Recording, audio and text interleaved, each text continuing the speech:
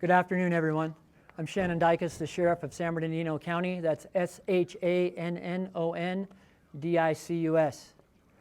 I'm here to brief you on an officer-involved shooting that occurred earlier today as a result of an Amber Alert that was put out by Fontana PD related to a homicide. The suspect in this case is believed to be Anthony John Graciano, and he was considered armed and dangerous as a result of that case and homicide that occurred yesterday. And he was also believed that he was with his 15-year-old daughter, Savannah. This resulted in an Amber Alert by Fontana PD and was transferred out through the California Highway Patrol. As a result of that Amber Alert, at 10:25 this morning, a citizen called into our dispatch center and related that they thought they saw his suspect vehicle, which was also contained in the Amber Alert that I described earlier. Barstow deputies were dispatched to the area of Highway 395 and Highway 58 where the vehicle was seen. And as the deputies arrived, they encountered the suspect vehicle. A pursuit ensues, and as a result of that pursuit, the suspect immediately starts firing at our deputies, putting several rounds through the windshield of the patrol unit.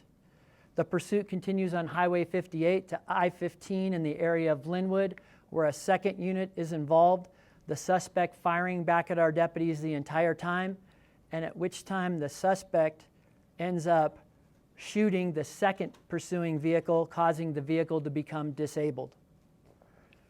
The pursuit continues down I-15 towards the Victorville, Hesperia area, constantly shooting back at the deputies during that period of time.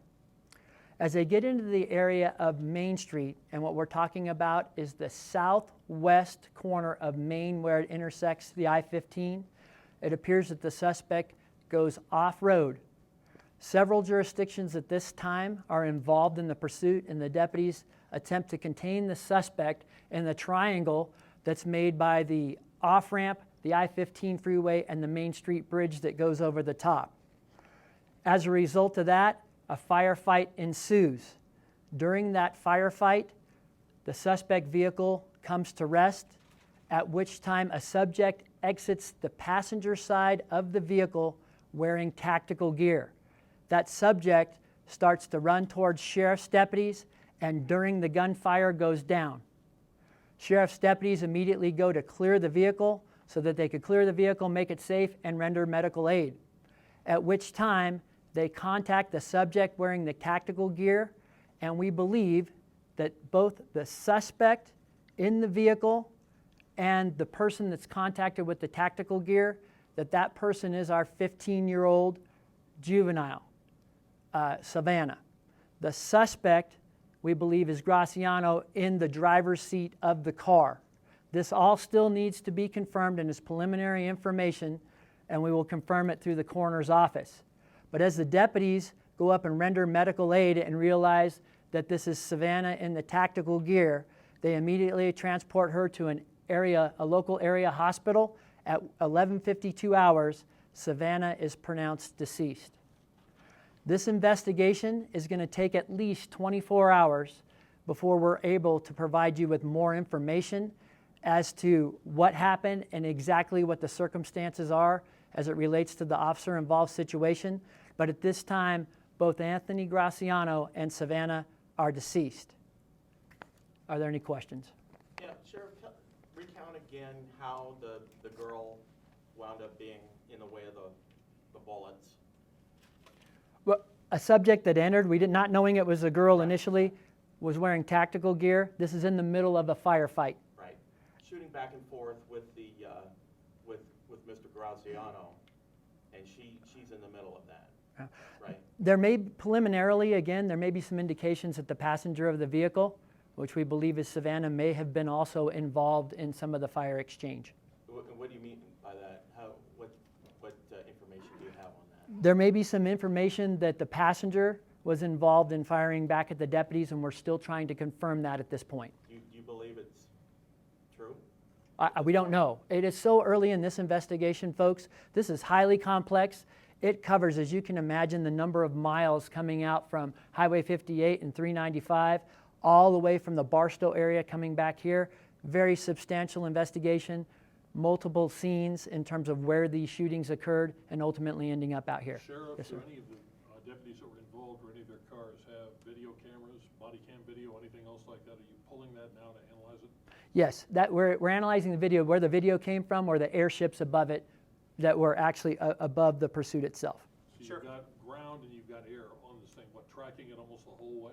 We've got, in the area just outside of Barstow is when the aircraft is able to get over them, and we do have video from those aircraft. Sheriff Dicus, just to confirm, because it sounds like you're going back and forth, are you confirming that the 15-year-old girl was in the tactical gear, or you guys still are not sure of that at this time?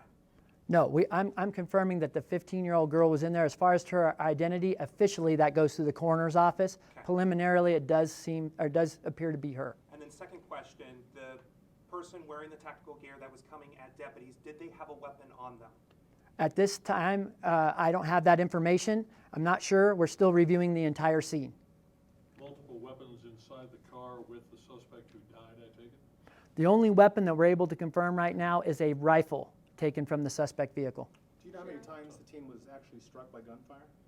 We don't know. There are numerous sheriff's units that were struck as a result of the pursuit, and also in the area where everything ultimately comes to an end. Anything of an identification of the rifle this guy may have used?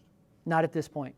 Well, you're talking on a continual shooting back and forth, we're assuming a semi-automatic rifle? Yeah, it's being described to me as an AR type rifle, but I haven't confirmed that yet. All right. Were your deputies The weapons returning found fire? at Was the this like a scene. rolling gun battle between the deputies and the suspect? It's my understanding that most of the fire that was returned happened out here at the scene. There may have been some returned at the Barstow area, but I don't know that at this point for sure. Can you please tell us what weapons were found at the scene?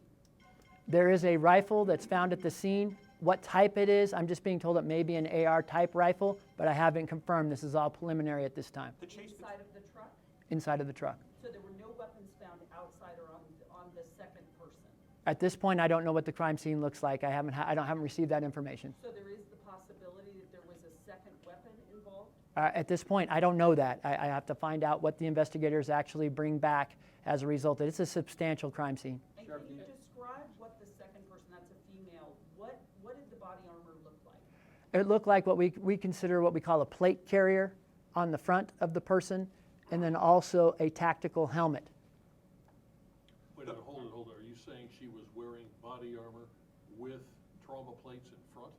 Now, it sounds like the trauma plate itself, the way it's being described to me, again, preliminarily, and a tactical type helmet. The chase between Barstow to Hesperia on the freeway, did the sheriff's department have command of the situation the whole time, or was it like a back and forth with command between CHP? No, initially, we were the ones that engaged the suspect and continued that all the way to the termination point. Sheriff. Two vehicles shot. Do you know they were shot from a suspect's passenger side or driver side or both? We won't know that for hours. We're going to wrap it up. Yeah. We won't know that for hours, folks, and we'll get back to you. Sheriff, did the helicopter fire on the car? No, it did not. Any deputies injured? At this point, we do have one deputy that was injured as far as shrapnel that they received to their face during the firefight. Sheriff, the way it's been described to you, was the girl running toward deputies or away from the car? The way it's described is running toward deputies. And then the deputy condition, critical, stable? do you know that? Deputies are stable. And was that deputy inside of the vehicle or outside? I'm not sure at this point. What do you know about the relationship between the man and the girl? Because she was considered a kidnap victim at one point, and now we have her in tactical gear. You know, Brian, I don't know if we're going to know that at this point, and I'll kind of finish this off with your question, is that we're going to have to compare notes between the investigators in Fontana based on the original scene and, of course, what happened here. And then it's my hope that we're able to fill you in with a number of things that we just don't know yet. So thank you all very much.